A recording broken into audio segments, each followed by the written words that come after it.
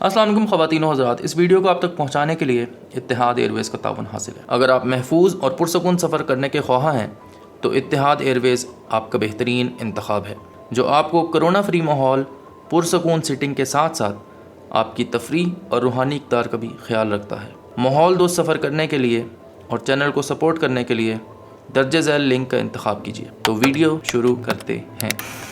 अच्छा, तो ये मौजू कुछ नया नहीं है, तो हम इस वीडियो में चेक करेंगे कि क्या ये वो सिस्टम तो नहीं है कि जब आप लोन लेते हैं, मिसाल के तौर पे आप एक गाड़ी लेते हैं, 20 लाख की गाड़ी है और आप उस पर 23 लाख या 24 लाख रुपए दे रहे हैं, कन्वेंशनल को भी इस्लामिक को भी, तो क्या ये वो सिस्टम नहीं है कि ये एक गाड़ी है जिसे आप कन्वेंशनल बैंक में आप 23 लाख दे रहे हैं और ये इस्लामिक बैंक है जिसे आप 23 लाख दे रहे हैं?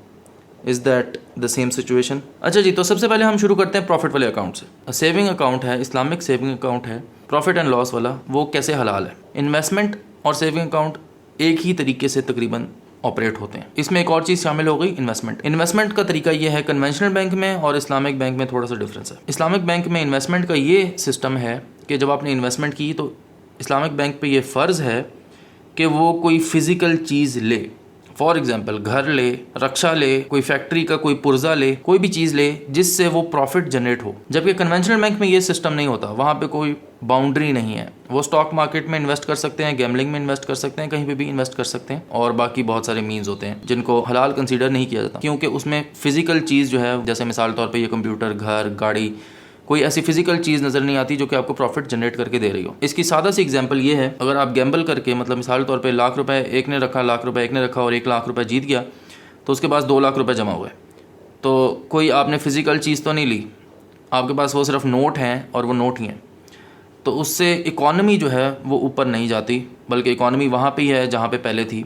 आपके पास पैसा ज़्यादा आ गया, उसके पास पैसा कम हो गया, फ़िज़िकल कोई चेंज नहीं आया। तो इस्लामिक बैंक में ये होता है कि फ़िज़िकल चेंज आता है, यानी कि मिसाल के तौर पे वही जो 1 लाख रुपए था उसकी एक छोटी सी दुकान डाल दी। अब वो जो आदमी है, जो दुकान डाल दी गई है, उस पर अब रेंट दिया जा रहा है। रेंट जो है वो प्रॉफिट की सूरत में है, जिसे आप इन्वेस्टमेंट कह लें। वो प्रॉफिट आ रहा है, अब वो प्रॉफिट तमाम यूज़र्स को भी जा रहा है, बैंक को भी जा रहा है। तो ये एक सादा सी एग्जाम्पल है। आप देखते होंगे जितने भी लोगों के इस्लामिक बैंकिंग के प्रॉफिट वाले अकाउंट हैं, यानी सेविंग अकाउंट हैं, उनको हमेशा प्रॉफिट ही आ रहा होता है, मतलब लॉस होता ही नहीं है, प्रॉफिट ही आता है। तो क्या ये वो कन्वेंशनल वाली साइड पर नहीं है?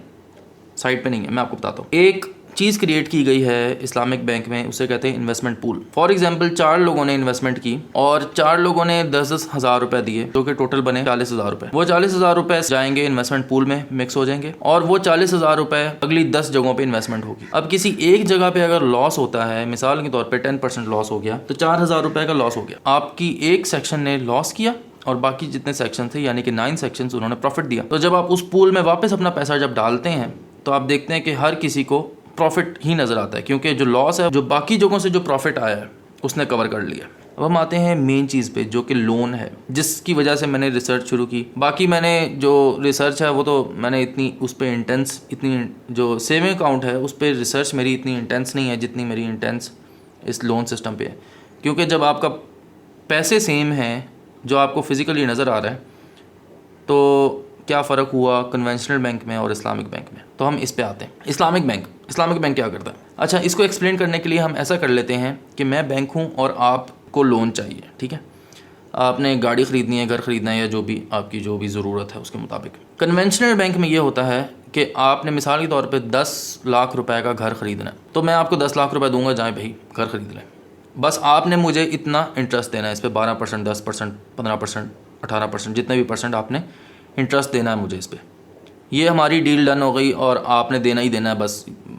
आगे कोई, आप आगे उस पैसे का क्या करते हो, क्या नहीं करते, वो हमारा सरदर्द नहीं है। आपने हमें पैसे वापस करना है इस तरह इंटरेस्ट में। इस्लामिक बैंक थोड़ा सा डिफरेंट है। वो जो मैंने आपको फिजिकल वाली स्टोरी सुनाई है, ये यहाँ पे अप्लाई होती है। आप मेरे पास आए हैं, मैं बैंक हूँ, और आपने कहा है कि मुझे घर लेना है, गाड़ी लेनी है, मुझे लोन चाहिए। तो मैं आपको कहता हूँ ओके, लेकिन हम आपको लोन नहीं देंगे। आपने घर कहाँ लेना है, हम आपको घर ख़रीद के देंगे।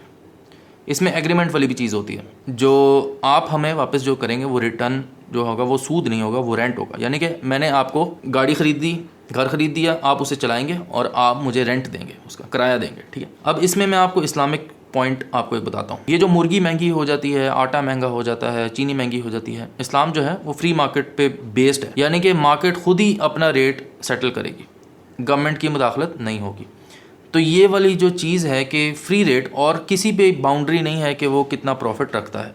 बाकी जो आदमी ज़ख़ीरा अंदोज़ी करता है, ज़्यादा प्रॉफिट लेता है और लोगों का खून नचोड़ता है, उसका सवाल क़यामत के दिन होगा और हर बंदे को बराबर हिसाब दे दिया जाएगा। जो जो उसकी बनती होगी वो उसको दिया जाएगा। ये जो प्रॉफिट का जो सिस्टम इस्लाम ने सेट किया है कि आप जितना मर्जी प्रॉफिट लेना चाहें आप ले सकते हैं, हलाल है। तो इसको देखते हुए ये जो गाड़ी है आपकी वो 23 लाख रुपए की आपसे लेते हैं, यानी कि वो आपसे एग्रीमेंट कर लेते हैं कि ये जो गाड़ी है इसकी कीमत ही 23 लाख रुपए है और आप मुझे इस 23 लाख रुपए का किराया देंगे। जबकि दूसरी साइड पे अगर आप देखें कन्वेंशनल बैंक में जब आप गाड़ी लेते हैं तो आपको बताते हैं 20 लाख की गाड़ी है और इस पे 3 लाख रुपए सूद है। वहाँ पे भी एग्रीमेंट ऐसे ही है, यहाँ पे भी एग्रीमेंट ऐसे ही है। फ़र्क ये है कि वहाँ पे वो आपके गाड़ी जो है वो हैंड ओवर कर देते हैं, यहाँ पे हैंड ओवर नहीं करते। यहाँ पे तब जब आप किराया कंप्लीट कर देते हैं तो फिर वो आपके गिफ्ट के तौर पर, किराया आपने दे दिया, फिर गिफ्ट के तौर पर आपको गाड़ी जो है वो दे देते हैं। तो ये थोड़ा सा डिफरेंस है इनमें। तो ये थी बेसिक सी आपको एक्सप्लेनेशन।